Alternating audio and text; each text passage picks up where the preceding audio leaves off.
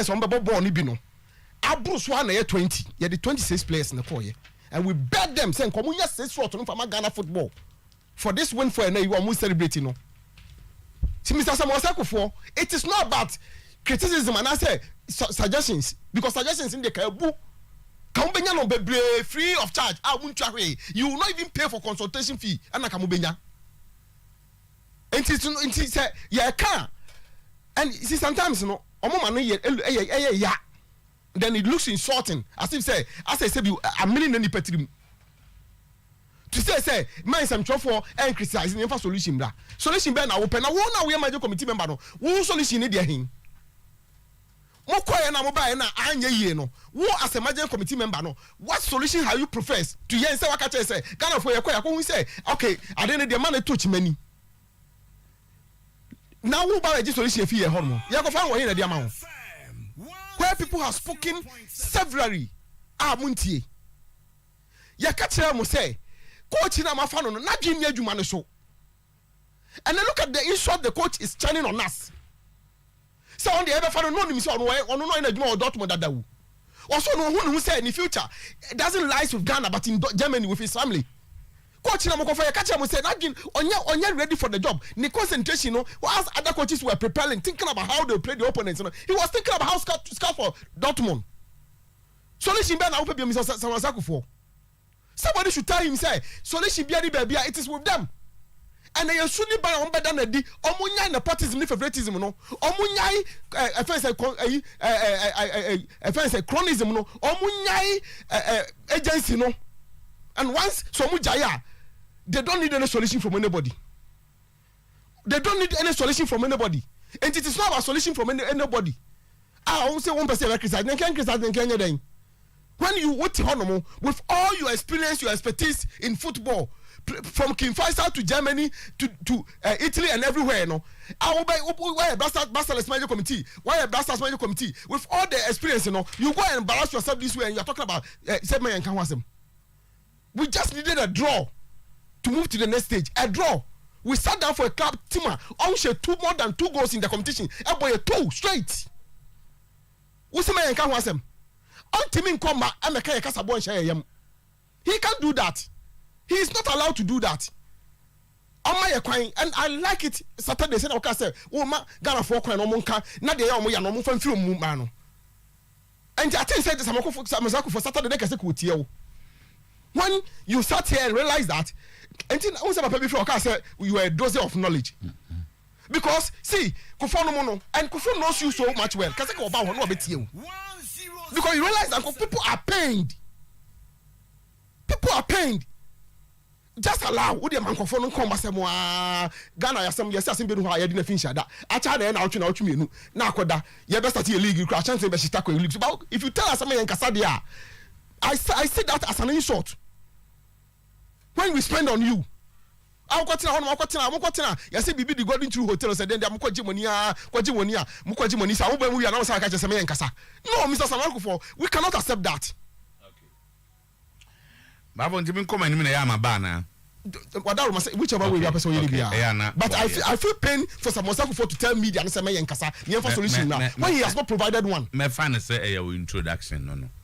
Enti Zach yengoya yes my fair now unse interestingly so to ndam kwa ifo bi ase oh okay na ya ifo gas ifo akra abantim ko duruwa na do ya ifo no ka che na ho se Zakito ni tinam Zakito ni ma ade no unse o ya official no do of this show from Accra and o say okwa Accra ade chia one ne boys ne dwumom kwaya mu first follow show you know okay and na oba yes intendo you spoke highly of this show okay. I'm on tia na and we are na conference so kwaja award bo ba nja fedi okay no wonder say show no pity because we are the best that's right we cross and ni my fair and yendo bia say good say ye cash of moye no so to mo boy say kwan no so say that also wife ase so to say na on so your wife voted and all those who voted yeah and no mu use of me no mu sam like much enquire the Enra remember blasters so but I think say Enra Africa were disappointed with the results Senegal against the Three Lions of England World Cup anymore. Osha na you hope ye pass ball Senegal ne Morocco abo so far at the World Cup no. Nanka Senegal betina be against England. But I think say and Robian who say the absence of Idrissa Gana Gueye affected Senegal team ni pa because I Mumford he mostly does all the dirty works for them in Mumford. In general, England for no even though tournament to much am to exceptional be Bandra. I think say they were on cloud 9 yesterday against Senegal, beating them by 3-0 no. And yeah, the Ketokra in general, I think say England got a target in the boys no did a very good job on Senegal by winning by 3-0. Now, I must set up a quarterfinal game against France. What a game we are going to witness! France, England, quarterfinal stage of the World Cup. And then I think we also have the only African rapper Waka tournament in Morocco. So they also play against. So I'm watching now. Spain. Yes, against Spain. Let's see how watching now. We'll take time and look at that game. It's quite before so ever call. Mzoto, World Cup yaba. Na andalo pay. Me the one me kai asama Joe Ado e kai o kai and the response the AFI president gave to Joe Ado. He said I was I didn't manfa when Kete Kroku met the legends. Like I say, I'm disappointed in even the legends because you won't go and sit down for an FA president to belittle your colleague legends like that. Somebody who has passed through the ranks. Who's I don't know one of those guys now. Youth team no. Who's also boy youth team now come on blasters. Olympic Games in it's some sad person. Number 2 in the name of say the name of say bata activity in when even the person was speaking ill against your colleague. Na mu bomu nsem say munya je say wase o kana adwenche first Joe Ado asema Joe Ado kan e ensema ya ka unsa me de upon all our problems the bia make say the first major problem I face World Cup coaching, because when all other countries were seriously prepared, because this is the only tournament Mzoto yenya that 1 month preparation period no to prepare for the tournament. And to ya e ka 2 weeks ama yako World Cup anas ya breaki various league centers no. After league matches you start seeing national team coaches no omu to kwan prepare no omu to kwan prepare. I remember one of those within that time ana premiership there was one game na ye bono na the same time not Dortmund game and I make a job say your coach no satam ya Salus money Jordan mo ebo that game Dortmund were losing and I make a job say no na Swansea on the team ni ye no eti the coach was other sentence he's not following eti we had a coach whilst other coaches were seriously preparing for the Mundial, because this World Cup only 1 week to prepare for the tournament no prepare with Dortmund. Eti me feel say that decision to bring in Otuo Ado knowing very well say on your time from my team no was wrong. And I remember I said we are not going to be hypocrites no, we have been consistent about the appointment of Otuo Ado. Say why if maybe full timer no problem, but say on a part-time basis now all Dortmund now divided idea say Mr. Joe idea ma nipa or comfortable and I say on the risk involved in idea or and say we are the now say other option knowing very well say another option somewhere eti your World Cup you know time oje bench na ye Ghana no say a year na Ghanaians ekom who like say on from you because he knows say he has a guaranteed job somewhere. But the World Cup, time I equal. I know Otuo ever contact with Blasters. Only Dortmund. The Juman say he's coach of the Blasters or the Eco World Cup. Oh yeah, Jumano. On him say I need you Pamna on your Juman yet. And the seriousness, Kika, any number of Akuti Blasters very different from when he said, oh, maybe a gun I'm going back to Dortmund. He's working. And one, that decision to hire Otuo backfired. And I think say, yeah, but you know, and I can mention him say Mark Adu, Samuel Osekufu, Kamube, you know, you should accept. Yeah, and they say to accept say we are failed. The decision that we took, no, I'm why. And to Osekufu Kauba as a member of the management committee of the Blasters, only opportunity Obekasano, was the Ghanaians, Yapamacho Mufanche. Decisions are take no Abafire, Amwaye, Mumfanche, about going forward. You better shake quiet before so best say Yama, Nanyama Kaidamae. But when we tell us, we should find solutions. Solutions, we told you solutions, but you didn't listen to us. We gave you solutions. You didn't listen to us. And what solutions again? And I will hear from you. And I think that when they are speaking, you see, after every World Cup, I never quite enemy and say, you better try to make someone the scapegoat. Wash ya, you got tournament to be about now, yeah. Then all of a sudden, now the FA, no, the media guys around the FA, then they set an agenda to try and make someone a scapegoat by telling lies. No more can say my no correct. Just to make someone a scapegoat for their failure. But you say, maybe engineer him so too. And now about 1 year say, and 1 year say, Asem, Yako, we failed. Let's come back. But our biggest problem, because it seems to Yako World Cup, you know. Ghana ni palms to Nimbo, we follow Bobia, and say, World Cup, you didn't want to World Cup. But you're a minister of youth and sports, and you're FA president. On public forum, catch we are seeing now say we are here what you World Cup.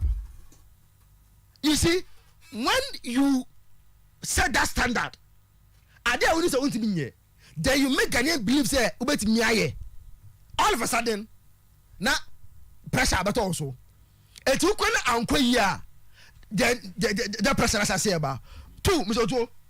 What now some of the players started aiding Komo about the camp one, the noise around the camp one, the noise around the camp, because the number of unauthorized individuals are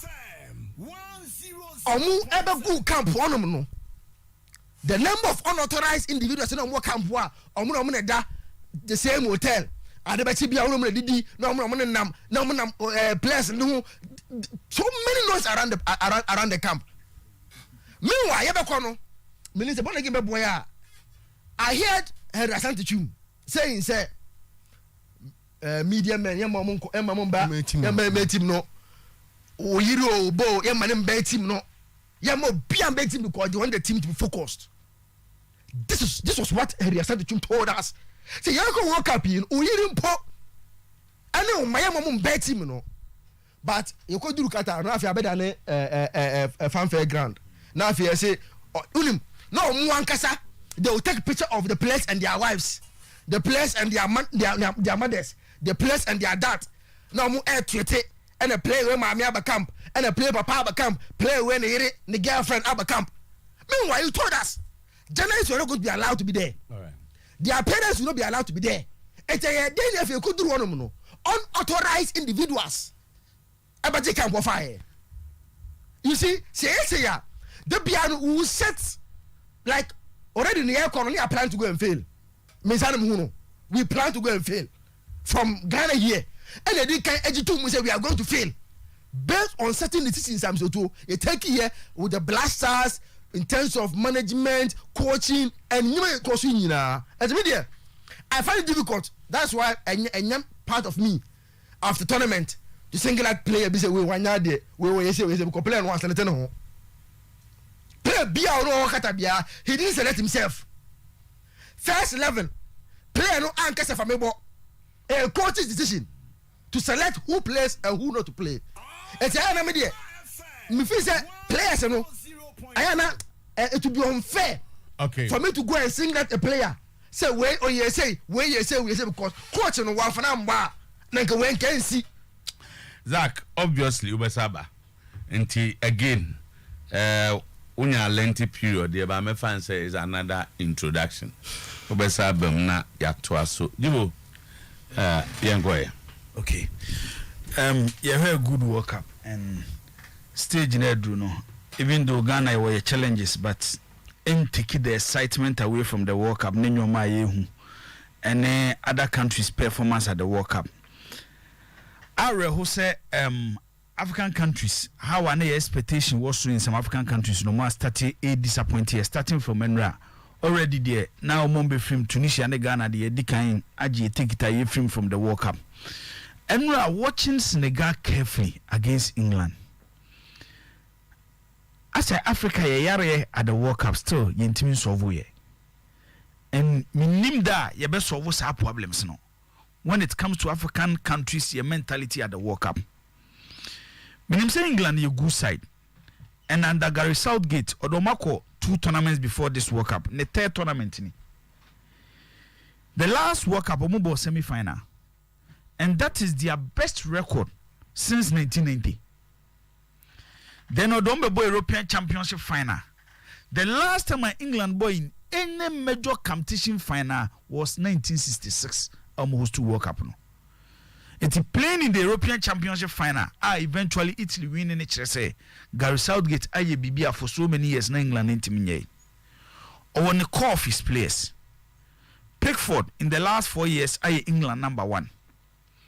The decision to even start Harry Maguire in his first 11 HSA or believe in certain players on changing the Maguire John Stones partnership and found one more form at club level. It is still Odomumi no able.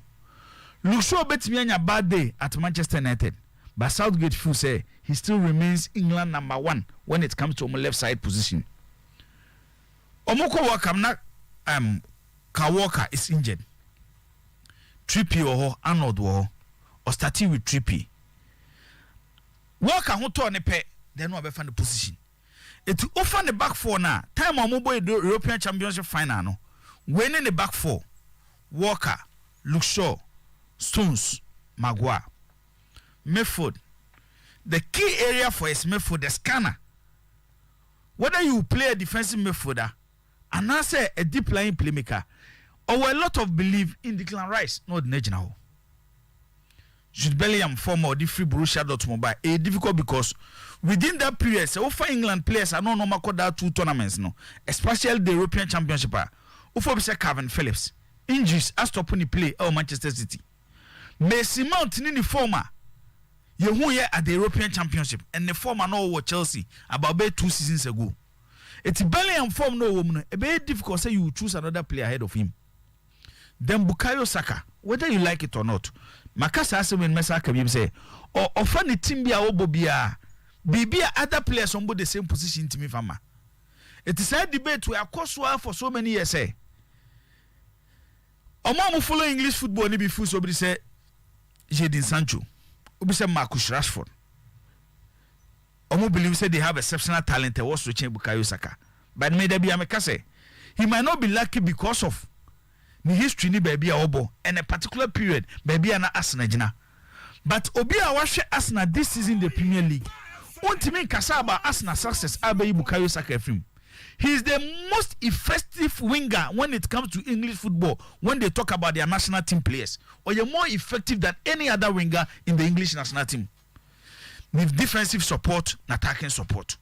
It is difficult to drop him. Then their main man Harry Kane. Then Raheem Sterling, another old force or what I believe anymore. Watching the Senegal team carefully. Enra, one day again the best attempts is to make catch them say, one day Senegal will make Sadio money upon what they have done at the World Cup. Because World Cup they drew stage say and a players are kesi ni you mo. It's Enra one England a winning game no, it was Harry Kane. Oko for the first goal. The marking of Kalidou Koulibaly. Meaning reason why after that pass, from Declan Rice to Hurricane. Khalidou Koulibaly decided say he will not mark Hurricane, but rather Obe decided so kwako chase Jude Bellingham. It will share the pass from Hurricane to Jude Bellingham. Our ball into the penalty box of Senegal. Emma Jordan Henderson Besheya. It told the intelligence of Hurricane. Then the second goal. It's in the first Senegal team now. Missing Sadio Mane 1. 2. The absence of Idris Agana Gueye and Kouyaté. Because they have played with these players in the Premier League. It's at least Omuni Momo. And maybe you might not classify them as world class midfielders. And now second class or first class midfielders when it comes to football. But anytime you watch them, it's missing these players. But the defensive shape of Senegal and I think their coach, Aliou Cisse, England wrong. Say England, Senegal ko attack. Now England ko on counter their transition. The gap between their midfield, Senegal midfield no more defense. And only Jumana na Idris Agana Gueye. It is tactically, you could clearly see say England no more on top of their game and no more Senegal a film. France a boy against Poland. Now I have to confess this before the tournament. Make our answer many believe our France more based on their recent performance. But currently the best performing footballer was Asiso, Kylian Mbappe. Emma may revise it and your mama Kayano. Or my France for the beer. May work up be a match in difficult moment. Play a team beer why successful at the World Cup. Any key player and it's a some game. Every single World Cup Amare from 1994. And your mama yeah then Emma Brazil in their game against Netherlands. It took Bebeto and Romario to change their game. These two players were the two key players for the Brazilian national team. 1998 France World Cup no. After that excellent performance at Turam de Mai in the semi-final. In their final game, Zidane, the star of the team. 2002, Luis Nazário de Lima for Brazil. 2006, Italy best player was Andrea Pirlo. Sa pass no de ma Fabio Grosso, man the ball on the net no. That was the reason why Italy were able to play the final and eventually won the World Cup. Plus corner kick Okoboya, Marco Materazzi didn't bono and the two net. Then 2010, Andres Iniesta. 2014, when Germany win the cup no. Mario Götze, because for the German project, almost starting in 2009. We need the European Under 21 Championship in Sweden. Offer players nearby any nana. One player, Anna German for a lot of hopes in him. Mario Götze. Not German for fun is almost a version of Messi. Eti, be outside amount for Hunisa. But when we are within the German national team, no more say Mario Götze was exceptional talent. Eventually, the best go Germany is DJ Cup no. Then 2018 France DJ World Cup no. Antoine Griezmann and Kylian Mbappe won the World Cup for them. And Paul Pogba, stars of the team. It is sad Yenibi and Kylian Mbappe no. And when I look at his performance at the World Cup, he is turning into another Pele at the World Cup. And your man Pele here with the Brazilian national team. And when the Pele, the greatest footballer when it comes to World Cup. Because it's difficult for any player to win 3 World Cups. Pele won it his first attempt in 58, 62 in Chile, 58 for Sweden, 62 in Chile, then 70 in Mexico. When you watch Kylian Mbappe, the 4 years ago, or Russia, any the year, he's turning into a World Cup superstar. Forget about the club performance. Any be a Champions League beyond for PSG. But with the French national team at the World Cup, nebo awobono. Ubetimi edina to great players or mabesho mo national team jersey about the World Cup. Eti France MMS Sanyo Makaka and how they have arranged their team. Omuni N'Golo Kante, Omuni Blaise Matuidi, Omuni Paul Pogba. When we name for this, Omoje World Cup in France 4 years ago. But in Orient Tchouameni, André Rabiot, supported by Antoine Griezmann. Didier Deschamps are changing the face of the French midfield. And what I like about Onese, when we say he has a left fullbacker, attacking wise he's good. It's how do I get the best out in Theo Hernandez? So about Benjamin Pavard so person attacking. The mame first Juskundembra. defensively is good. Ye kwa attacker wanyade. It is here kwa attacker. Your defensive shape ni be change ya kwa back just to allow Theo Hernandez to support Kylian Mbappe. It is the effectiveness of Kylian Mbappe at this World Cup. Theo Hernandez. Adiaba ko odema they know odema Rafael Leao at AC Milan no. And no odema Kylian Mbappe. It must some knows kakra on the French national team. Then Olivier Giroud. The recorder and now 152 goals for the French national team, becoming the top scorer in the history of French football. Sanyo maybe say, and sometimes almost will be to baby and oh Giroud she 52 goals the my French national team. He's the best striker in the French national team. Yes, may a fan of AC Milan Olivier Giroud bomi team. I'm a supporter. But Giroud she 52, Emma Henry she 51. It doesn't make Olivier Giroud a better footballer than Thierry Henry. There be that. Omo position omo boy strikers. It doesn't make Giroud a better striker than a brand offensive Thierry Henry. The Argentina story and how they have prepared for this World Cup. It is there no. There were a lot of confidence in this Argentina national team just because I feel say omo drew a pointer. Obia the 26 players in the World Cup no. Aside France on there after Karim Benzema injury, no, we decided to say, Omunfobia and Shim into 25. Ubia the 26. But when you watch the Argentine national team, I had to say one God in Lionel Messi and 25 disciples. Omunina, your imagine say, Messi last attempt ni, it's yenina ye bobo ne the ama Messi to win the World Cup. This story and they see 86 in the difference in him. Time Argentina equate 86 World Cup no. The captain of the team was Daniel Passarella. And Argentina players, say, a drew point that they feel say the captain should go to Diego Maradona. But Daniel Chinye within the Argentina national team. It's a drew point, you know. Not Carlos Belado, our young coach, was struggling to take a decision. Nanya Menchadie, Passarella pray, near the captain of Maradona. Abba Maradona be the captain of the national team, no. Everybody around the Argentine national team realizes, say, if they can win the World Cup, Maradona the Bemo Magic World Cup, no. Not any other player. It's any Kobobo na Maradona. Niako Akwaji World Cup, no. Story net was to the Rodrigo de Paul and Lionel Messi story. If you friend is there or the bodyguard of Lionel Messi. In 1986, near Rodrigo de Paul, near friend Pedro Pasculi.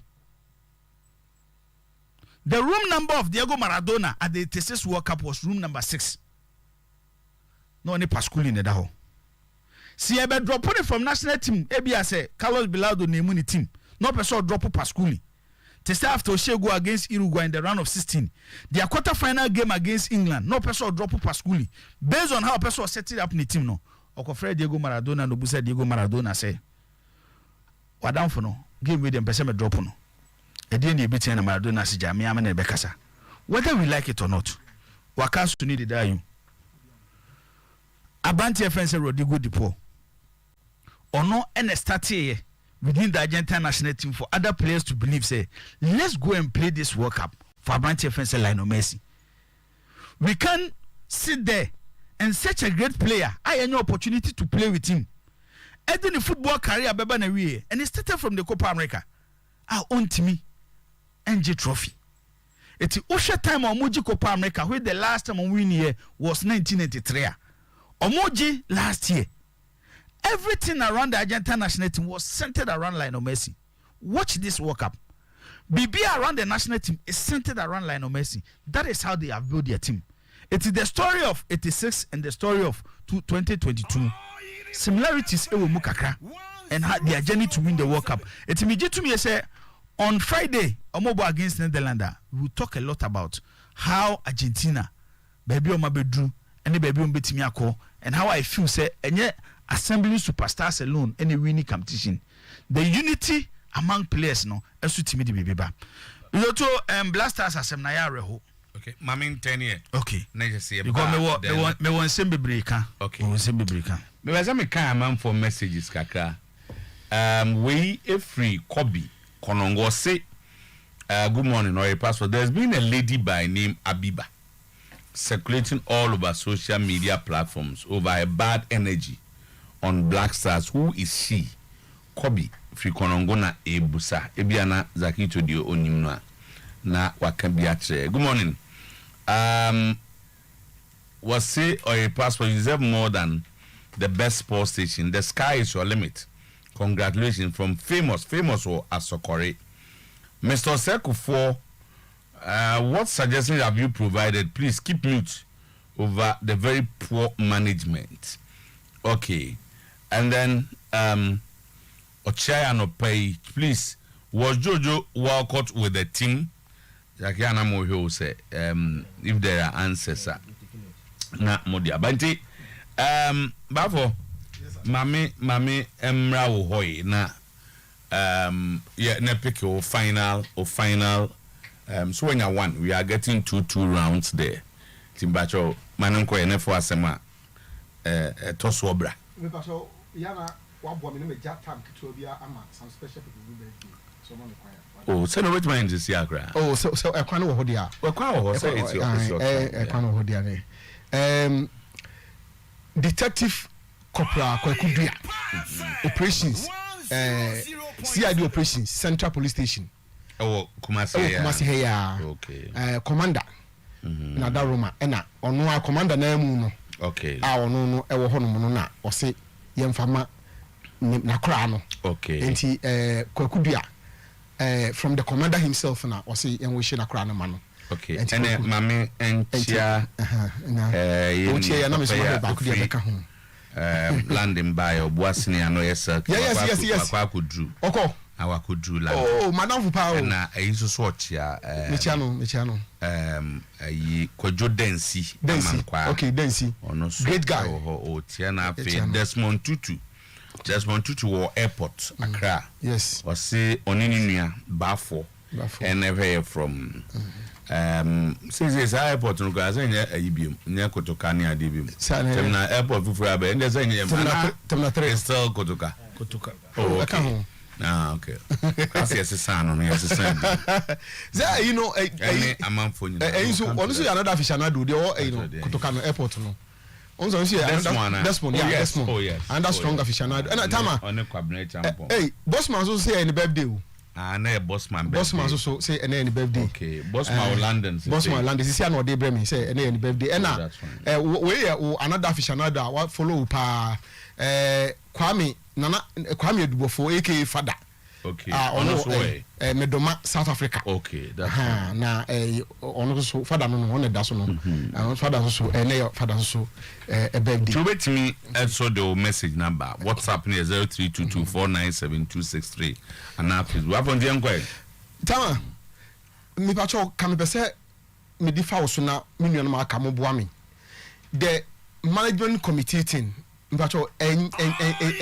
how to live ni usefulness and the essence kame mumu ame kakra wo ho because kame se me de kan asem de ntia ma me pe moafi mu ho no obeka ya prelude to the World Cup Alaji Grusa eba abontin be kan say they were having it very difficult or find it difficult to have meetings with the head coach tama what be national team no pa yi and minim say unim the national major committee no omudwumedi omudi it appears to me as an outsider say this time around as a major committee no woman nya positive impact biawo World Cup player koye no so and omudwumedi eso amanfo so amayen because they said Nazakito Kano we sat here and complain and say nipa na no omo camp no na omo doso dodo nipa ye who say and Tama you have traveled with the Black Stars and you know the way they are kept away from public no say be say one day public day be na makwan ma obi a be sram no be din koma that's fine by me mini problem but this time around this World Cup was more of a fanfare than as competitors say compete say baby Ghana any other African countries akwakodu e World Cup no ye pese ye kodu hobi nempo ye beta no we were rather more interested in the fanfare aspect of the whole thing than going to compete, especially on the field of play. Enti say wo share ya obi the message by now obi say about so obi the abiba say wan hwani Tama this lady you say ona say there be as a players person boom ti a on the bomber wo enti ye call competition bi na a tournament bi a oka ho ko bi so that omo person bo muti no na wa ba ma wo mo minim say it is on official basis and I say pe na dwuma na oye no say we so good nti no ye de na attach say so she ma no kwa ma ne ko ani ade but the question is ono kwa ni presence no and then ye edima ye di say ukugo na omo ka no does she sleep with the players? We don't know. Is she bad luck? We don't know. Or affecting? We don't know. And for anybody to want to make her a scapegoat, for me, it doesn't wash. And it is not about Ebiba. Say you're quiet and you're Tama, if you watch the games, you're Ghana matches now. So okay, you consider I think 5 goals or more, 7 goals were considered. No, Timer. If not all, most of them were considered in the second half, where between me and proper coaching is done. Say normally pass. Say because coach be. You say why Juma pa. Second. Are you sure? Time I consider goals. Most of the goals were considered in the second half. In the first half, 5 in the second half. So it then makes it most. And I'm right. To some extent, me right, Tama. Most of our goals were considered in the second half. A catcher will say the technical department, 10 technical people in Qatar couldn't see this. 10. They didn't do the choir more technical brains. They don't call you. 10. Considering every second half be a punish him.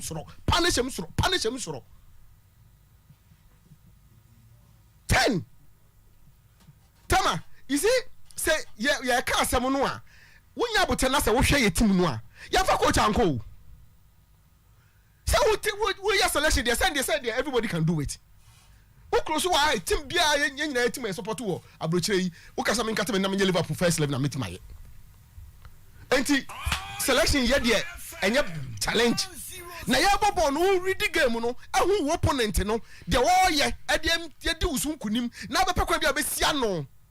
And when they coaching, no, and how we felt badly because normally no coach can have got dressing many players now. Kasa, now catch them say coach team no nobody say who am I don't know what do I don't know weakness war and the yenye say yes sano. And in the game against Korea, carry the Koreans in my who say almost steady a game no and who say your right side hono ya mere no be tisi hono no so jagu ho and yenye who dey see ye nyame nko a eja waju to coach Zakito.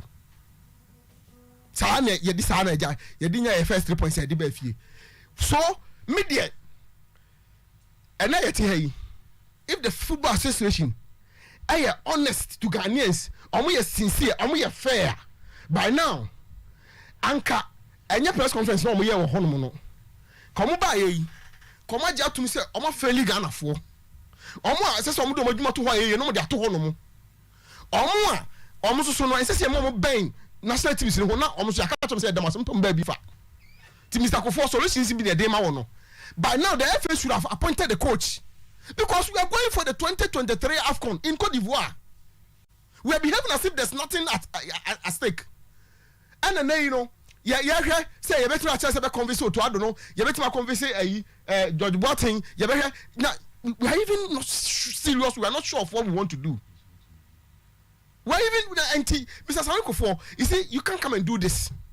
Tama, they say you started crusade where I said yemfa at least some players from the local system non ko. Na ebeboa. And then maybe producers no, they've done a good job. Almost Kotokoni has a windfall of $380,000. Tama say 38K $380,000. Thank you. 100.7. Sami. Many aje na me mpa eboni say anka other teams ni bi benya bi say because this money anya hwe kura ha no Kotokone has the enemy say na no come here to say omom wage bill no wosoro wo se wo reckon expenditure no we enko ebia 2 weeks kura but at least ebe so bibia no kakra but say ska we tama ekoto isu atroman for the emu a Uba say what boy papa. Henceforth, FA no. So I'm going to such project. I am only the local setting no so. Unim say your players are tena bench from European clubs, but the mere fact almost eba wake up ni bi no clubs be the same benefit. Me, as far as I'm concerned, those clubs, they don't need this money. They don't need it. Where it says we would come on fanya hey. Men can't because part of the SOBO. But there are players are almost fit some of the European clubs in the bar. Yeah, this guy will come on with teams no pace can't find hey, but on beji because after all non players were home. San na ye catch F no and untina Jibo better ha or better you be say I didn't kun nyansa nkono. Tini e catch on say omunya sanity no omo fa adwene so nto de e ka ne ho. Na ko mo fa mo system no, but they refuse or they didn't pay heed to their na ye ka no enei omaba, and everybody seems to be celebrating it. Any day yet better ho no mo dachi me gidi say ebeka eye ensempa bi di a kire wo mo na ya hwe tama ye twa ministry no omo statement from the beba no, and minister on kan kire how much Ghana spent for this World Cup. Some of us are very much interested because start a campaign we say pesika e dia kono ye ta omachi say ampa ehia say enye sika de kokoye sa project no yakwa ba ye wie ka ye ball tournament e hu ye sen ka ye ball ye nipa dodo e do mo kogu ho no mo na du bibinum kwa na bi ho no na aduane die kwa ho ya din dia ma wo mo na bibinum kwa na fa die o ma intend to ticket racketeering tama unim say ye 12 Ghanaians omo eda say minka jails ourselves kata because of ticket racketeering. The minister must speak to all this. Na ye hu de eko. We are waiting for him. Okay. Zakito. So on the question tester na ebusa ya no. Me the picture be born again patch of for born me na fato eni so. Na me fanka asem on the lady Abiba na or say who obusa say who is she no. We 2015 picture pa ko fa picture we because some me ka asem na ye ma Ghana for mu say ye ko tournament be bia na se bi obia sori ana o ka nsem a enye no kure nsem a enye any direct e bia ntu de nti a ya mo e ho modern no you to say 2015 na atunya best player no ana Jibo 2015 Abiba ni e wo Kutura Guinea 2015 na ye ko final na penalty ye ko bobo se no nipa atu man nya best player our tournament ni mu nipa na afedie ya ko tournament ya mbo ye ho wode a ye pese try to say obi a only direct e bia in our poor performance no ye pese be wure mo no so on ka contingent on mutu kwan no what they do is that players nso mu kwan na e bia obi person yenitia then they call her the place now from no wa be yenitia no call baby and I've seen a picture of Bella Sarantin defender now or a Germany no Bella Kucha or Bella Kotchop.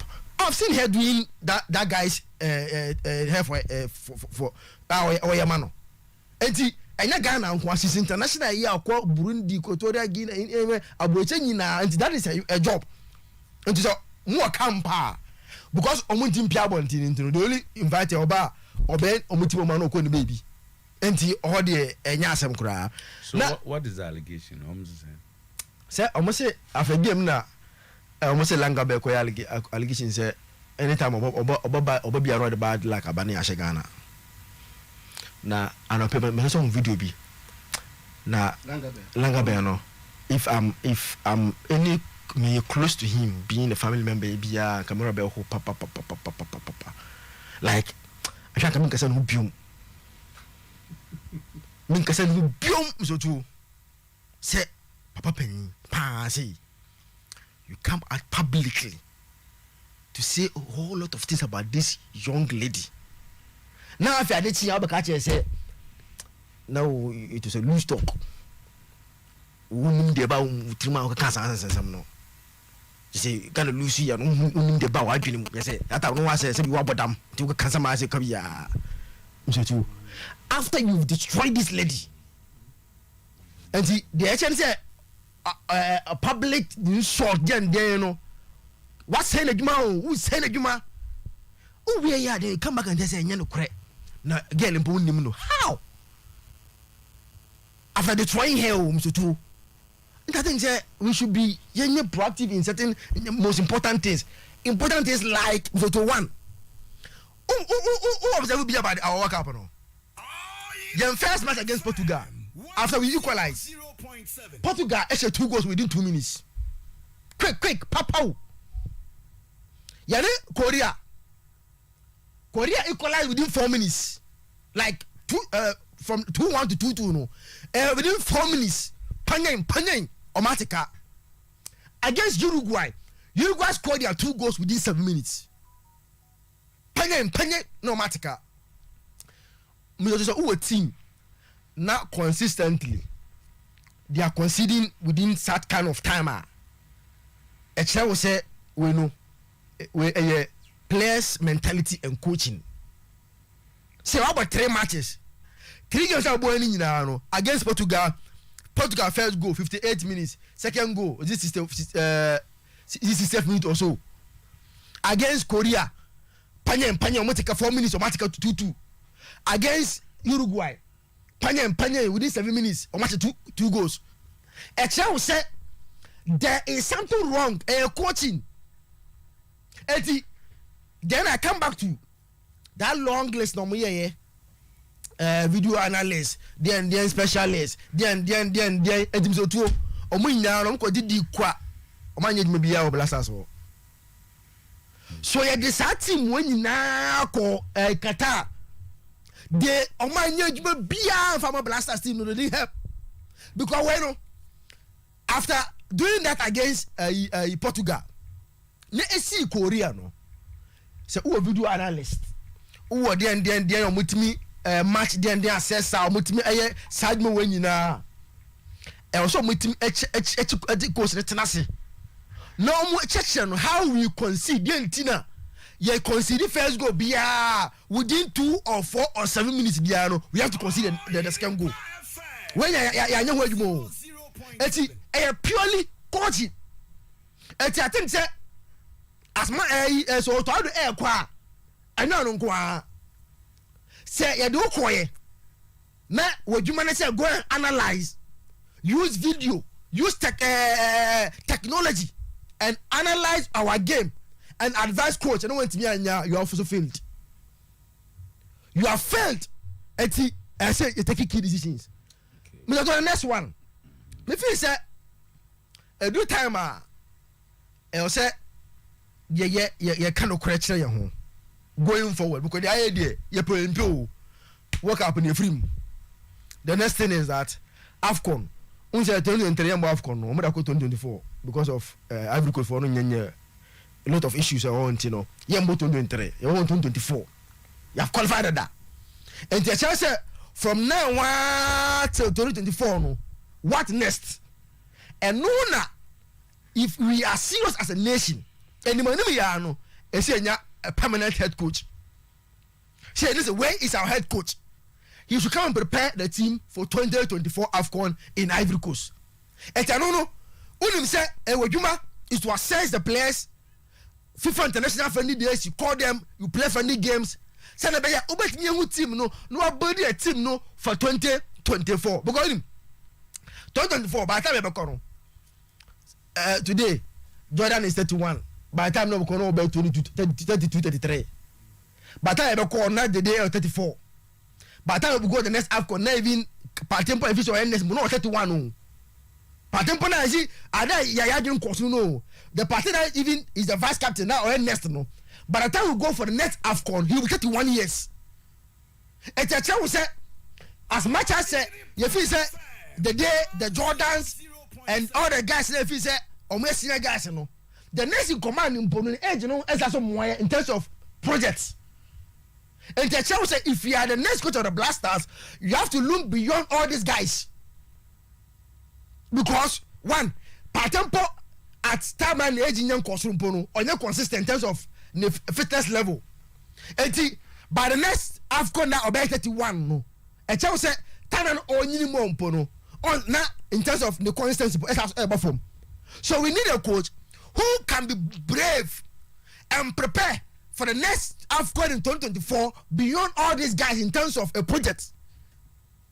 eti ye wadwuma ye wadwuma kase ye eti adwuma na ye ba ye no enya afa na we ye say me the day I realized that we are going to fail, the day I realized that this FA will fail us, the day I realized that you know be able to me I bring them to the right path when they are almost here. They are who's a minister way as I said and FA for no baby no monam training not for the match because be about blast means in the chi history tells us say FA for way any blasters you are minister who dey che 1-2 now corner then you loses like sight on your core responsibility while you are there. Then unuamo hey ya namoko and this FA the moment unuamo hey ya bia so you fail because I don't know there omo nyama na mo ya na FA na be there how nyama what the kind of things they do at the blaster to the be there minister just say virtually you know say one year minister and 1 year FA president because they say even the FA president became the boss over the minister. Imagine you know Kek became the boss over Mustafa Yusuf honorable but piano the and all the ministers that's allowed the FA to control them bia yankoa bia no feli because na abese odu mechine ene de se adwuma na no ye no okay that eti when you na ye adwuma msoto ese nya botre yesise ye nyama yie na ye nim ye hu se going forward what is next so obiaka we have a very young team, very good team, and then you bet me I proud right back msoto any problem because Alidu and Tariq Lamti I've shown say they are one for the future. Left back ye wo Gideon Mensah Baba Ramande wa prove say ye man chance bia na enkoye ye man chance bia enkoye you have a very young Gideon Mensah eti de be here ante be program can Gideon Mensah ho center back any problem amate form no on dey say anything China saying going forward we can't rely on amate Salisu ho Victor Edu ho Jiku wo mu ho eti young guys here mo Germany wo nya wo eti mtoto you were a very young team in Medford Salis Abrantia on board Blackers be there the first time obenie but he played as if say ono mai I abobo na che very good eti mtoto uche yem positions na forward wingers yin nyamanyo nyano just say you were a team that you know yaboteni tue nyama yia Zach medase the team is one for the future blasters are seminar and ne can I den pa because media meka sanko for na me gitumi say ye team e dey ko World Cup no ye team ne ye pa players aye wono eye pa and from time many fee pa say me hwebo mesotu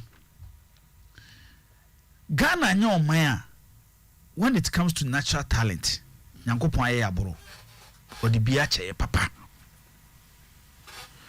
enti your problem ni nyina no eba to leadership after wanya sa talent ni nyina do ma chede nyankopon de ache wo no amzotu aba be leadership ene ya yetie ye boss stars of the World Cup yaka Kylian Mbappe yaka Messi yaka Jude Bellingham ye bobo players Bruno Fernandes enya excellent World Cup pick the Spanish national team Dani Olmo Pedri Gavi hwomo bo mu nyina ebo enye se sa players we ni bi wo Ghana ha wo ye wo bi pa ko players aya bo mu din nyina no mo bo mabo no World Cup no se ye form baako se ya obetimi di kudus agina ho bi based on the obekere wo World Cup no the talent there Ghana yo man a nyankopon afanya ya boro entina me what I believe say African country bi betimi age World Cup ayo my friends Ghana Yenti America say even after Nigeria winning the FIFA Under-16 Championship, Daneba 17, Yako 91, Italian 91. Say Brazil team omede by Italian 91. Luis Nazario de Lima mo de Piero mo for Italy no mo nyina na movie. Eventually Ronaldo be winning World Cup, enya World Football of the Year. At a certain point, now Ronaldo nkwana ya de chen Del Piero. Del Piero be World Cup with Italy. But he players na do mo ko Italian 91 now mo ko je sa trophy no. Samuel Oseko for any opportunity to play at the World Cup. 1997, Africa ya sa kwa kwaje. Ghana is the first country to win under 20 World Cup. Ayaya Ife Africa. She players a domokobo competition, including the day you and the way a captain. Dominic Dia, Ransford Mo, Inkumo, Ajimambedumo. The individual talent in the war. Yaba South Africa 2010 when you come to senior national team. Osha Kwanya ye first who free mu at the quarter final. Now they compare Cameroon in 1990, Senegal in 2002. Who said they no ben who pass over do semi-final? Ghana. Because ye dear, ye search a ball crack towards ye more penalty. Nasa moja ball penalty ni say no. It is a bad player said you mujina park so akwa boboa.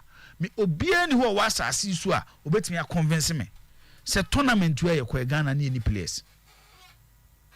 Bibia country be a World Cup when you place a bit media. But decisions, if leaders, as some take decision, they met him. No. Let's start a story. No, has seen now. Everyone make cancer win. Messa Kabib. You told me, made a man share polo, man polo be brave. Tamam who polo none of bobo banawie. Man share revenue say coffee. But me papa e ka kire me so se kufidie oni bobo kura che Maradona ba me ma hwe no me hwe Maradona nti o kan ya na metie ni din.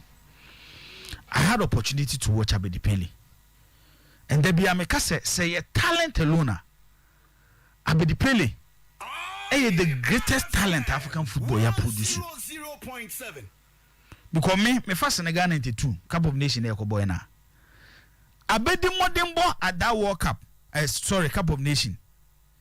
Ebia the stage a Cup of Nations here, but won't mean compared to World Cup. But it said here Maradona na year 86 for Argentina. They Zidane year 2002 for France. One of the best individual performances I who say play be the tournament. And Abedi 1992 performance. Men share Cup of Nations bia player be ebobo dema ayi ne man e wa bibrem ho abosa abo ni bi da. And it will take years ansa ne hu born Abedi Pele born 1992 no. I was Senegal. Se me share me fa social media na me hwe the way amanfo si di the day you atema sutu ana ye me ya. Na sometimes ya na wo kasa about these issues are na amanfo afa in a different way. Se me tenase na me hwe Ghana first time I call World Cup 2006. Players somebody ya call World Cup no. Na se me hwe sa players ni nyina na me hu edin Abedi Pele na mo say ada na Abedi Pele any opportunity to play at the World Cup because me feel say Abedi ko ball World Cup anka ABNA Abedi yebebo ni din ti say Maradona yebebo ni din ti say Ronaldo yebebo ni din ti say Roberto Baggio yebebo ni din ti say Zidane Messi ni Ronaldo mo na yebo mu din sana me na me hu Abedi Pele. But sometimes decisions is true.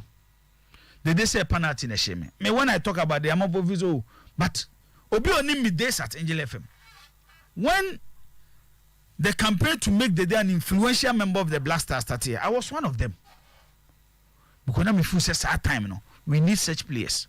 Oyerepa FM. But how we take decisions back on ye. Yen you name the 92 story of Abedi Pele captaincy coach Kwesi Acheampong. Me ka se media be say asem so pa manfo ntini. Ebesin de coach Kwesi Acheampong di ya won mu. Me ye ko 1992 African Cup of Nations no. So to na nim say Kwesi Acheampong he was fading out. Na wonyina na aso. Abedi was our star. Ye je captain ni de afia Kwesi Acheampong asem e de ama Abedi Pele nye problem. Ba kwan e be fa so handle no. Nti the division eba Black Stars team nim. upon boy be the pele born in 92 nyina moment ane here be the pele pa, and that was the final game against Cote d'Ivoire, semi-final. No di yellow card, which eventually added up to other yellow cards already. Abedi was suspended for the final. 94 there, you when you prepare who you need Cup of Nations. Now your team, your BBL look disorganized. One of the best squad after 1992, I had the Cup of Nations in 96 there no. Under Ishmael Cute, the Brazilian. So, Usha ye start your group name Mozambique, Tunisia, and Cote d'Ivoire. All the 3 games I won the group stage. Your first game, you Cote d'Ivoire, show me 2-0. Abedini 21 she goal. Then your second game, say share Tunisia 2-1. Abedini Sika Kono. And your best Mozambique 2. Abedi any fellas Abwaji. Until your 3 games near Boeing in Abedi Pele scored. So we shall ban near Bonnie and Tessisa. So to name your bookitwa. Then your Bobo DR Congo in the quarterfinal. And Tony Abuana shade the Oligo. Your book game Nana Abedi Pele Pry. It's a semi-final game against South Africa. Abedi Pele and me a most arguing me. And it was a game and near Abedi Pele Jinema. Kasadaga for no share 3. It's a crucial moment. I won't say near here Abedi Pele. So to never BBSC. Now Abedi Pele free team him either through suspension or through injury. 98 there in Burkina Faso no Emre. It is anytime be a metinase, I heard the story of Abedi Pele. So Abedi Pele and me am walk up. Even though he was part of the 82 squad. But no new influential at the same period we are making one some. Me heard the story now. I am a shame a hammy. Because me believe in it say. A juma be a opening BB, they have to succeed. And Abedi Pele was an exceptional footballer. And Metea can say he's the greatest talent African player be him. Not even George Oponyo winning the World Cup footballer in 1995. Abedi was an exceptional footballer. So first story we amaka mizoto yamfa tutu de da you de no. Me kai see ebe Cup of Nations 2019 coach Kwesi Appiah taking the decision on captaincy. Otana ka say asem we de asem beba. Me I defended the decision of coach Kwesi Appiah. But then I drew Egypt no. I'm a call Blasters hotel me say gumiti. Sa asemaba. Because me tie semini man no, say at a certain point session of the Blasters players were influenced just to push say yenye captain in free as a moja nsem. And a drew time be no. Aside all other issues, now yet the ama coach no. Say Oko Cup of Nations be in 2019 I don't know Rebecca Asema. Who say who Samoja be now ra who say no me just say ya ye bibia ma subsa Samoja look disorganized. And this is a player no offer a lot to the Black Stars. 100.7 Jan is a legend of our game. Anke ne yet hane e ka asema kezi it me worship no. But how I handle Jan, ye in a free blaster and see this handle no. The force I used to here to take Jan captaincy no. Se me ode the day the to talk or papa the no. It looks similar. After captaining the team in 2019, you ever said no they are surrounded with controversies. You come about the last AFCON in Cameroon. A drew game and here the day you pa. He was red carded. Yeni Comoros. Then Yeni Uruguay game. No. It is sometimes when you are taking decision because me a back commitment. Nobody can tell me see the day you any player you committed to the Black Stars. By taking decisions, a move beyond Sanyo man. Say Oshe because the day Black Stars team away virtually is their best penalty taker. Menkai the last time I did say Black Stars penalty. Menkai. But say o take decision mama for di ho yawa. And that's how you so force her. Sometimes it comes back to hurt and your man so watch you in life. It's who the day you are and the confidence because he's national under 20 only player our captain national under 20 the World Cup in Africa. Ghana in our history. Not that he is the best. the day is not like Papa be the peli. But me feel says annual money and your bia. Anytime Biana ye blasters are there, we should be very careful. And one decision in there after 2019 Cup of Nations, the Muyano, meet me at Tanaka say the technical handlers of the Black Stars, including key people who take decisions, then even the sports minister, Honorable Ezekesiama, Omar Mwagana, because Sadiano, who take a decision be a sewashe. The second issue, a minister, Honorable Mustafa Yusuf. Black Stars say you be saying in the series. Before say anka obedo yes what the release be aba. Ezen Kodesha say we resign. Because we di Ghana for him. Nti adwuma na omampanyin na nado dan kwa Akufo-Addo de man no. Ono Honorable Mustafa Yusuf ontimi nto adwuma no so biem because we di Ghana for him. Okay, nti waka statement quickly, let's look at what he wrote. Sebia Otuo say Okay. That's good. Well, I'll say statement by the Ministry of Youth and Sports in the participation of the Black Stars at Qatar 2022 FIFA World Cup. After our spirited performance in our first two group matches of the Qatar 22 FIFA World Cup, Ghana's campaign has unfortunately ended following the Black Stars' defeat to Uruguay in our final group match. Our targets going into the World Cup was to progress from our group to the next round and then continue our charge in the knockout stage to better our impressive record in the World Cup. Having put in all efforts, including financial, logistical, and technical support towards our preparations, we were confident our young team will be able to realize our national aspiration of going very far in the competition. Indeed, the Black Stars won the hearts of many Ghanaians as well as fans across the globe. With the aspirated fight back against Portugal and hard-fought victory over South Korea. Even though we fell short at the most crucial stage and bowed out of the competition in disappointment, we take solace in the lessons learned and the positives, especially the promising delivery of our young team. We are also impressed by the united and patriotic manner Ghanaians came together to offer the Black Stars their unflinching support. Football, the World Cup and the Black Stars brought the nation together beautifully as one people. In the midst of global economic challenges which had limitations to our finances, corporate Ghana responded remarkably to the Ministry of Youth and Sports fundraising initiative to support the team, as well as President Akufo-Addo's personal appeal for financial support. We are grateful to all corporate institutions for their kind and timely support, which contributed immensely, not only towards the team's qualification and preparation, but also made it possible to send few Ghanaians to cheer on the team. As a government, we will not relent in our efforts towards sustainable sports development to ensure that all our respective national teams, including the Black Stars, reach the height we desire. For the Black Stars in particular, the Ministry of Youth and Sports will continue its partnership with all stakeholders, including the GFA, for a thorough review of the Black Stars World Cup campaign in Qatar and the way forward.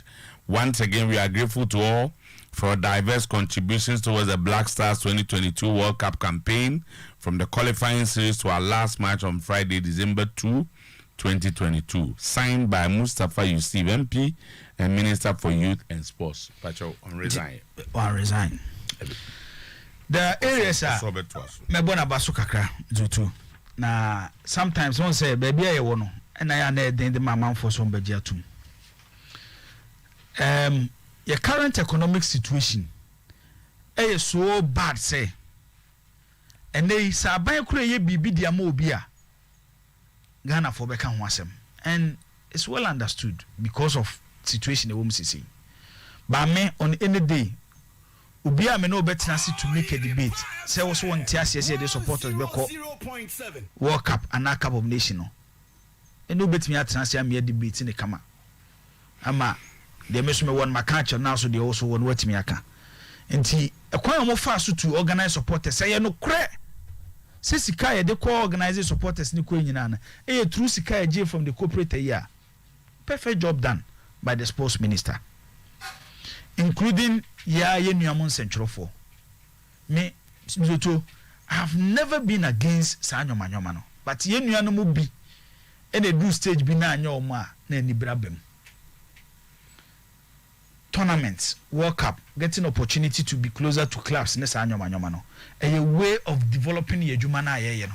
And there will be a call World Cup ni bibia in Qatar. Only opportunity to sit behind the microphone. Who bet me a share experience. The young ones coming. Ebe sue bibia film. It's a messy against central for 2 kwan nesa anyoma no. I've never been against it. A way of developing your juma na ye no. Intine so bi ko na wanko bia mentina ba bi nke kansem emfamfa ne ho because china ebetimi aye wososo get am say sports minister no on resign any under the leadership as minister for youth and sports me hu say ne concentration dodo na no e wo Black Stars yakọ tournament mienu ni nyina yakọ ayekore yakọ Cameroon just last year Cup of Nation your group yan area any yako World Cup your group yako akore this year I say January yan boy okay and we are no problem Pamsutu unim say these 2 tournaments are yabo within a period of bare 10 years Omani sika ya dia she Black Stars ni mu no is over $18 million 100.7 Omani sika ya dia she Black Stars mu no for these 2 tournaments is over $18 million. Yam fesika na amma minister so on fanko Bob Black Stars ho bra se enkonkore.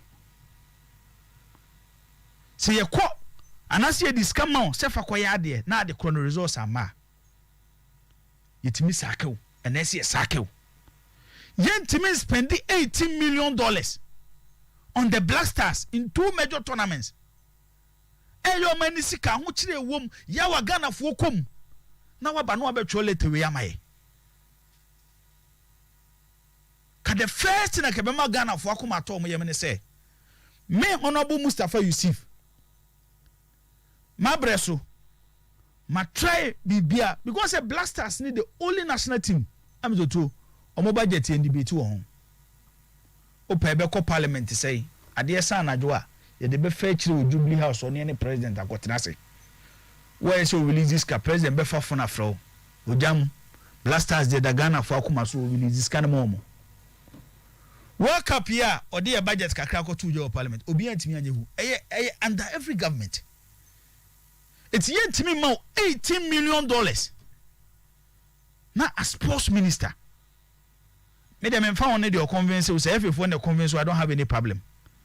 Say you call ye and I'm to $18 million no.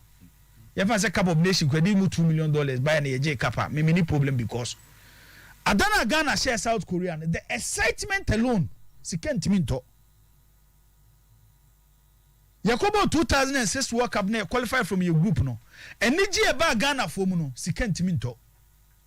Yakobo 2010 World Cup I drew quarter final. Your matches your boy at the World Cup, especially our game against US. And Niji ebo memo han si can't mean to. Eti ye disika maun. Say one, fa Niji ebra Ghana for na de yaw breye. Na we na actually te we breya. Me se campaign we me ya akopem dan na do be some minister no. O de so mo ye political shows na ntimi am ye finance minister, sports minister we de me. Because he is one of the sports ministers omaba only single achievement as a sports minister. So betimi din nsense ne bo se upon sika ye dey run the ministry. Say me buy as sports minister dey we ne maye. The honorable Mustafa Yusuf $18 million ako waste. Ya fa bibia mfiri mama. Nti opanyini fa wadwuma to ho. Na you move on. I will come to the FA. Is it true? Adia na ehye say obi nya opportunity to become FA president. Na Black Stars e tournament no wa fan say amanfo tano. Nti me against Ghanaians. And that has been the action of this current FA. Time on tournament no. You videos bebre bo say people closer to the FA no mo bo akuti anyom. No mo bo akuti anyom no the video na beto. And me bisa mo say ah, who am no mo bo akuti a? the you need a single Ghanaian and me say Blasters ko World Cup ne ya dia ko begina baby akoka say efifu o manya dia. And they should keep this in mind. When you hold a leadership role, ya do to ade no na akona ade na anye na ya ade ye nipadoma de a omo e criticize we tie men ko attack omo ti say nyoma no ma start no omo ye no the FA should stop and people closer to the FA we enye obi football club enye kotoko enye has this is national team e Ghana fo nyina ade a it is a call tournament any ya oban ke bebo abaso okoye na anye ye na amanfo kasa allow them to talk papa na ewo mu ne fa boni na ewo mu memfa yes amanfo ka na wo so try to attack back yenye enyoma sa hwe asem we may come with a lot of pains ebi am west na amanfo mfa ncheme since enya independence 1957 ebesi last game ye ball against Uruguay sebi decision fun ba ko my Ghana ya take pa ni se do to Acheampong Cup of Nation World Cup as part-time coach decision fun ba ko Ghana my Ghana ya tena ha ya take yes ade no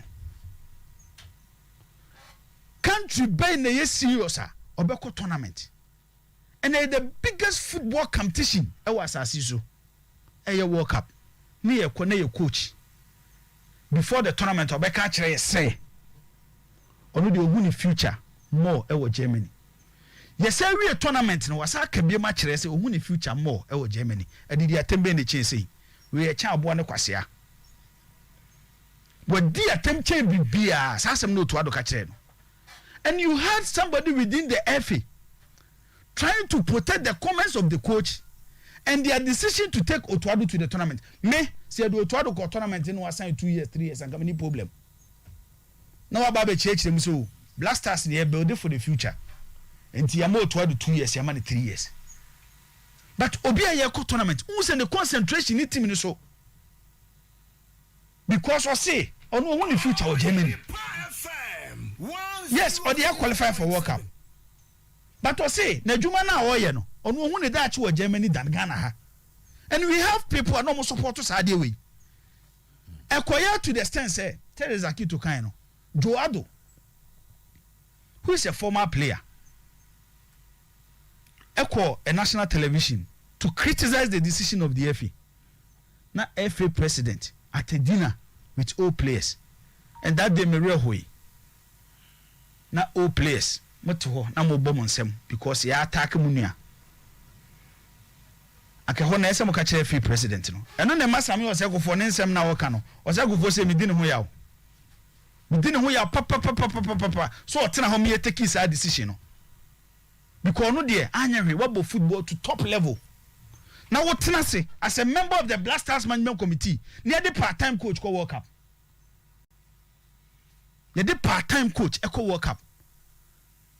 Now say kufo to we abeka kire say and central form for solutions in solutions ni bia na ye ka kire on say part-time coach no obeguma ni ase because na adwene ni Blasters team so ba utie wantie eti misoto ye nyoma na ye no me the players ni there I will not blame any player because when it comes to materials see etina them high analyze the Blasters team odo opanya abote ko he ni Uruguay second half ni say born there time I born life na tension wom ko he second half performance against Uruguay better than yene Korea than yene Portugal yetina dem ha eka kama din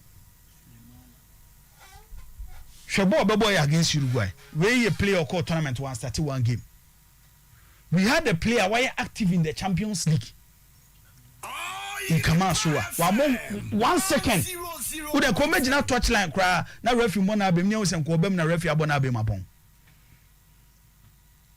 and people use the Blasters to do this obi me convince me say the entity de baba Rahman be third game against Uruguay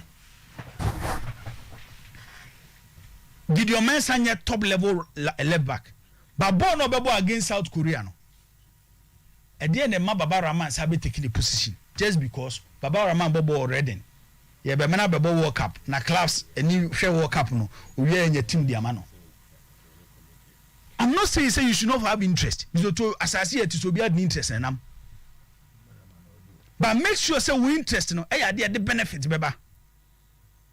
It is a who say your interest is Baba Ramana. Say Baba Ramana ne baba make sure say Baba Ramana ne bebo no or the results bebreye. Media Black Stars there when it comes to Black Stars the senior national team. So I don't joke with it because me kanoma kabiem say Ghana nyo maya nyankopon de talent esie ye nyoma ne entutu ne ye ye boy ne Portugal ye boy ne Korea ye boy ne Uruguay ya oman share Portugal share because na omo wo level bia ne ani ho and na Uruguay bo level bia ne ani ho the in-game management of the coach because aside being the coach of the national team here kan part or scout one so see a stage bia I'm not saying so Otuo should go and coach Bayern Munich and also coach Real Madrid so who's a class number for part-time coaches no for a short period no so Otuo there coach say Matafa mostly maybe you're closer to the team or coaching experience kakra and no be your experience be why now you say be a short period say ke ya coin na come to your part-time coach Mourinho and Pep Guardiola ko be complaining but we took somebody one Oyerepa experience and it's Yabay. The president of Ghana Football Association should accept, say, the decision to take Otuo to the World Cup. Our didn't moja defend you know. Meme striker say, I have one of the worst decisions because your national teams who anyhow a national team that man for Akumaso. Or Mampenny Rollins Bresso, Mampenny that Rollins onion baby go. You to say we eat him and the connection with the national team. Or Mampenny Kufo and then Osafu Mafu. It's when it comes to national team, at the heart of the nation, Black Stars, no. It is your only opportunity to serve the Black Stars. Have your interest, like take right decisions for the Black Stars. Right. You. Yeah, you are home. You are not amount for messages in our fee. Reasons for our failure at the Mundial, Frenzy's lenses. Or say, 1, Otuo is a player scout and not a coach. 2, the FA played politics with his appointment. They wanted to prove a point to the government they are in charge and can make good decisions too against the government preference in Cresutin. There was seeming tension between some government functionaries and the FA, and it happened government was interfering in our football. It appeared. Hence, Otuo it is. Let sleeping dogs lie. 4, Otuo likely qualifies Ghana ahead of Nigeria and Akufo-Addo, aka Opana, mistakenly calls Otuo and says to him, "We will kidnap you to take the team to the World Cup." Wow, look. When people get excited, they most likely lose their senses of focus and direction. And they love mediocrity too. By the present admission, all hail Otuo, Ghana's team World Cup coach. Now, master tactician Otuo trains the team in parts and scouts for Dortmund in parts without full concentration because the contract the FA offered him itself is in parts. Chiakai. 6. Champion coach Otuo, after assembling a squad for the tournament while serious countries and coaches were given full-time responsibilities to make time for their respective national teams, still struggles to make the first 11. We are 7. During the tournament proper, he experiments player position and selection.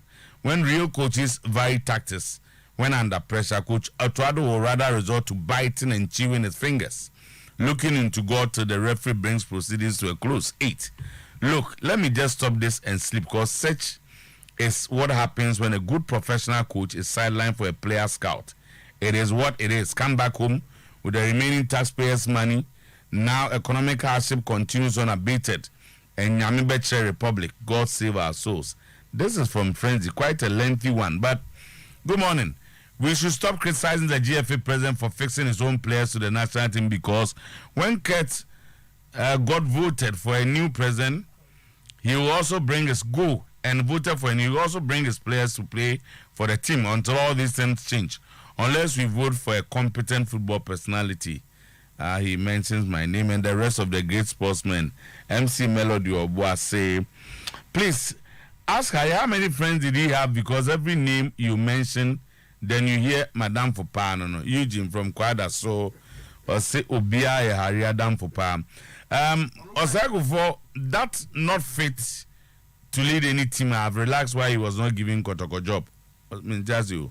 Or say morning. Or for is not fit to lead any team. And I've realized why he was not. I've realized, okay, why he was not giving the Kotoko job. All right. Okay. Happy birthday, one here. With picture. I'll say, or here live, or Kenya say, good work from Harry. Best wishes to Abner Jewa or Tepa Nelson. And then Frank Ajiman Achumago. So when you have people like the GFA, how can you go far? Okay. Zakito, you make my day. You see that guy, Langabel. That's him. He will make and talk rubbish from your friend, Shamu Accra. Zakito, and I'm for you across your friend Shamu. The GFA has been learning lessons from every tournament for the past 3 decades. When in fact no lessons have been learned is the reason why we keep on repeating same mistakes. Kobe or Konongoni dear no.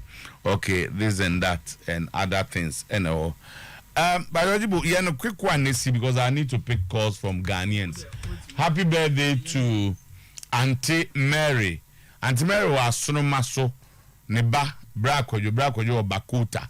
Sister Chama or USA and Sister Ata I'm sure Italy. And all your grandchildren. So, Mommy, Mary, Auntie Mary, happy birthday to you. Are Sonomaso, Oma Energy. Dr. Stephen Amponsa, CEO of Dr. Stephen Herbal Center. And also, any birthday from Eddie. Eddie na, we are not charging call for me. All right. What Eddie na say? Yeah, I'm for the Kakre na fe. Yeah, quite. May review a chat here. I have with the culture under this current administration. If you are making work to critical administration, what by Blasters coach, and Simbia, what catch me about yes, senior another coach, yes, and your coach not to add, but say under Ket administration, Yenya Kwesiapia, Yenya Sika Kono, yes, Yenya Milu. And they are to one. Yes. One of them. Okay. And you to seminar can another. Oh, player selection. Okay. And he's telling me, say, Memetiase and Ubi and when they will be Jan de Jumamawa. Obekasa won't take a decision. Yeah. But at the end of the day, say Obeka who be me take a decision, and I say we influence decisions now. Kuya, Yabu Chisweti. Okay. Member attack. Okay. So the coach admits that he was influenced and he agreed. Yes. Wow. And also the pressure was too much.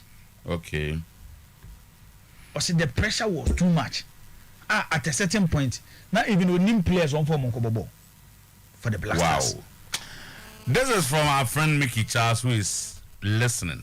Meaning, so if you do her bar or say, I've traveled around with the Black Stars for more than 20 years. I've always insisted that the players are not our problem. If we don't hit the nail right on the head, we will always come back home from tournaments singing the same song. AFCON 2024 in mind and World Cup 2026 in mind. We will come back and open another talk shop. Good morning, Asante Mine. Right, so 0322494401 0322494771. Good morning, Happy Yankoi. Yeah, good morning. Morning. I don't know if you have finished up as well. I think come Because the one you come out to the Tosu market. And Papa, I don't feel Papa. Sky by the point to Umam Kakra. Mamma come out so. Now, here the first for Blast and I best of it. It's fine. It's a Otuo and so on the car. And then say, in the Jumo, in a telephone, Yamano. No one can say we saw another next Mano. But as you said, tomorrow, Lord Yamano. What's so sick? Oh, the top at the moment. Next will be said, Mamma, for Zokoba. When you come in, if you are seeing us, okay, and then what's in Miami. And so, Oman Yadia, also in the Minamoko. No, Mamma, and yes, into a company and pay over the Oman. No, take a case of the boy. Oh, my God, that's it. I didn't for so bien so. Adai, o ti akuma se o ti am na. Also. Thank you very much. Well, hello, good morning. Bacho yetio. Yo. Somebody jo. Bacho somebody jo. Bani yetio manunkoye. Sometimes I'm the one who media. Sometimes I'm a strong say, Yana did your tournament by Jamusma Genamache. A tournament by Hannah. And say you now would say not you ever fast because we are issue Minia Jibu Ahasi, a Koswa, Ewe Kawi. Now we can wait. That one my yen say next to me to say the population you good. In the stress I didn't go say Munina Mumiamwa, especially more presenters, Mona, Bam, who really my supporters so and I didn't seem to grab. Yes, some women found trench, Yamwa, Yasho Choir, and Chenya Coca publicity. Yafam Badine Tima, you've been Nasa, they are trust with your another wake up. Okay, and so that's it. Thank you. Hello. Yes, sir. Solomon yetio. Ati one time na na from power to say what you want to get off na mdodo. Na tama memo oni abajafo ni nyamba so na mesha mo pa na mecha mai odene kwa kwa Africa. Na ta brata yempeni mfono no omo Ghana. What I say nti se bobo na se Ghanaians no ebi mu do mo we ko shege mu se je na ye kokko no. Ye pa ko we ni na ye ko enim na yumu ko twa no na ye de ka bo no ba Ghana ye de ka bo no ba Ghana. That upon na me di mo na me kete. Because quality players are yes so mbi na ye dman company. Ye do mo ko ko me mo. What I say be on play agent because they work so to be other money ni play agent ni tin kind na play no jam no obo. Obo kwa tele nko ye ni guso no guso bo. Enti ko dum tempen ko to ni ma ye no de. And what you can get your competition, and you do one master. Good morning. Yeah, if I didn't do a say, we said, because Ghana, no, young pen of pay, and to me, my cat of mine will need me. A dear the basic pa, my papa Roman, any Jeffrey shop now, also Pepper Roman. A dear the basic, am I open at the protect this season, Obo also goose. Yes, there be a panel, your Jordan, with me to walk. No, what break you so? You are who to play. Now, when your channel and your foul, strike out, go go mine, yes, see if that's our striker. Then, I may never quite be good to try to say. Oh, that you could any amati, I have a difference here. What is our super town? You said 3 minutes you consider 2 goals. Second game in 3 minutes you consider 2 goals. It didn't Cassandra said that, and let me revert back to. I don't know that you couldn't, as I say, Amati. You didn't watch him. It's already said it woman. Yeah, that's it. Finally, okay. Right into where they asked that young Canano National Communication Awards a Bass Labadi Beach Hotel, no.